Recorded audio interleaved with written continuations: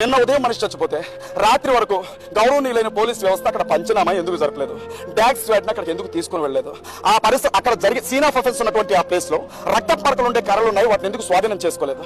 ఆయన మీద పడినటువంటి ఆ బండిని తీసిన తర్వాత ఆ మనిషికి ఉన్నటువంటి షూస్ ను తొలగించింది ఎవరు?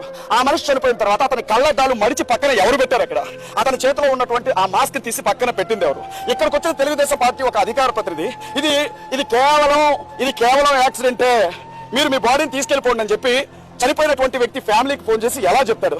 పోలీసులు ఇంకా ఇన్వెస్టిగేషన్ పూర్తి చేయకుండానే ఇది కేవలం యాక్సిడెంట్ అని చెప్పడం అనుకున్నా రహస్యం ఏంటి? అసలు ఏం జరుగుతుంది ఈ హత్య వెనక? విషయాలన్నీ బయటికి రావాలి. ఆయన షర్ట్ మీద షూ ప్రింట్స్ ఉన్నాయి, ఎవరో తన్నినట్లుగా. మూతి మీద పెదాలు రెండు తెగిపోయి స్పష్టంగా కనబడుతున్నాయి. ఆయన భుజం మీద రాడుతో కొట్టిన గుర్తుంది.